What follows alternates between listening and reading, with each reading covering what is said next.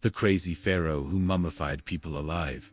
Mummies have always been a popular part of our culture, but have you ever heard about someone who was accidentally mummified? Well, there are many such stories from Egypt, but this one is more special. It happened during the reign of one of the most crazy pharaohs in history, Ramesses V.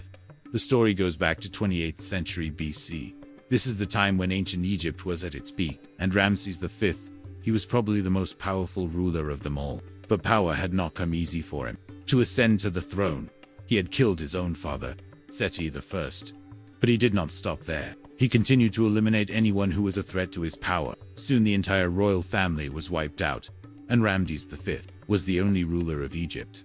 But his thirst for power and domination was still not quenched. He launched invasion after invasion and conquered vast territories, but it was also during these expeditions that he met his match, the Hittite king Haile III.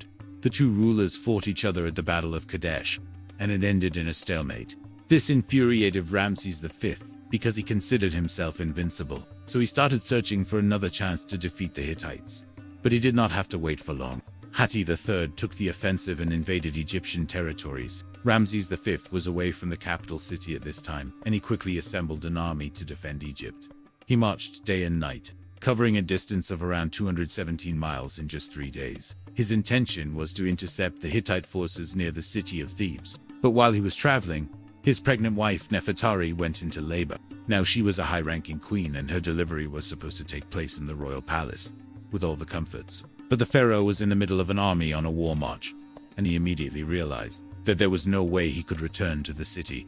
Now, the solution was right in front of him. They just had to deliver the baby on the way. Ramses V ordered his chariot to be stopped, and he returned to the camp to his wife. There he found a small tent set up for Queen Nefertari. But how could this tent accommodate a full-fledged delivery? Nevertheless, the pharaoh made his way inside. We don't know what exactly happened next, but soon after, the queen gave birth to a baby boy. The entire camp erupted in joy and celebration. Ramses V picked up his son and announced to everyone that he would name him. That means the child was destined to rule Egypt one day. But the celebrations did not last for long, because they had to continue the journey immediately. The pharaoh and his retinue packed their things and started moving towards Thebes. But now the size of the convoy had increased significantly. They had to move the queen, the newborn baby, and all their belongings along with them. This meant that Ramses V had to march slowly, so that everyone could keep up with him. In fact, he became so cautious that he reduced his distance to just 13 miles per day. This was something completely new for the Egyptian army, which was used to covering much larger distances every day. So they complained bitterly about the slow pace. But the pharaoh did not listen to any of them. He continued to trudge along slowly until he reached Thebes. Meanwhile, news of the city's fall had already reached him, and there was nothing left for him to do here.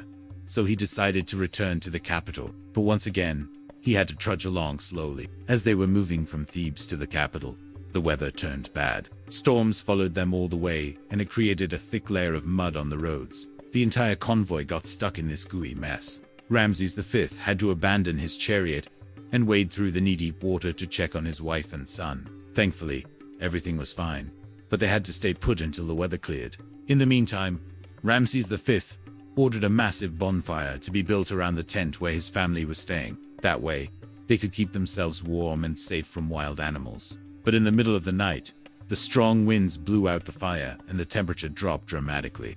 When the sun rose the next morning, they found that the water around the tent had frozen and a thick layer of ice had formed over it. All the men were terrified because they knew that if the queen and the baby were to freeze, then all of Egypt would plunge into darkness forever. It was a matter of life and death. So, Ramses V gave orders to build a huge tomb for his family. The workers were told to seal the tent along with the queen and the baby inside it. But before they could do anything, the pharaoh called for more resin and flax. He daubed the walls of the tent with the resin and covered them with layers of flax. The workers understood what was going on and quickly sealed the tomb. They placed the cart containing the queen and the baby in the center of the burial chamber. Then they filled the gaps between the carts and the walls with resin and covered everything in plaster. Finally, the whole thing was covered with layers of linen and sealed with lead. By the end of the day, the tomb was complete. But Ramses V was not satisfied with it. He wanted to make sure that the queen and the baby would survive in there. So he opened the tomb again and removed some of the items from the cart. He took the blanket off the baby and wrapped him in layers of linen cloth. After this, he removed the queen's pillows and replaced them with new ones. The mummy was good to go, or so thought Ramses V. He sealed the tomb once again and moved on to his capital city. For the next 3 days, the pharaoh held a funeral procession in honor of his dead wife and son. During this time, he kept taking care of the details of his future son's coronation. But after the ceremony was over, he started thinking about his wife. He had lost her in the most tragic circumstances, and he felt that something was missing from her tomb. This feeling only grew stronger with time, and soon the pharaoh could not take it anymore. He returned to the burial chambers and ordered the workers to open the tomb. But when they removed the seals, they found that the room was empty. The cart that was carrying the mummy was nowhere to be found. Had the tomb robbers struck again? Was the mummy stolen? These questions tormented Ramses V, but there was no answer to be found. In the meantime, his son Hiram-Heb was growing up.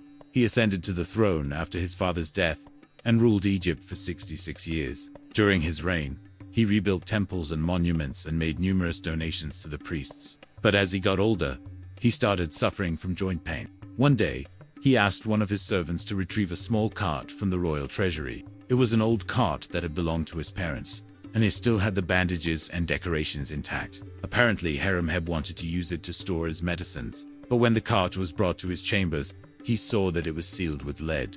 Hiram-Heb asked his advisors to break the seals and open the cart, but they refused to do so. According to their beliefs, disturbing the mummies was a grave sin, and none of them wanted to be responsible for the consequences. However, Hiram-Heb insisted that the cart be opened, and when they finally did, they found a skeleton wrapped in layers of linen cloth. But there was no sign of a mummy anywhere. Where was the queen's mummy? What had happened to it? These questions remained unanswered for a long time. But in 1903, a British archaeologist named Howard Carter solved the mystery. He discovered the queen's tomb deep inside the Valley of the Kings.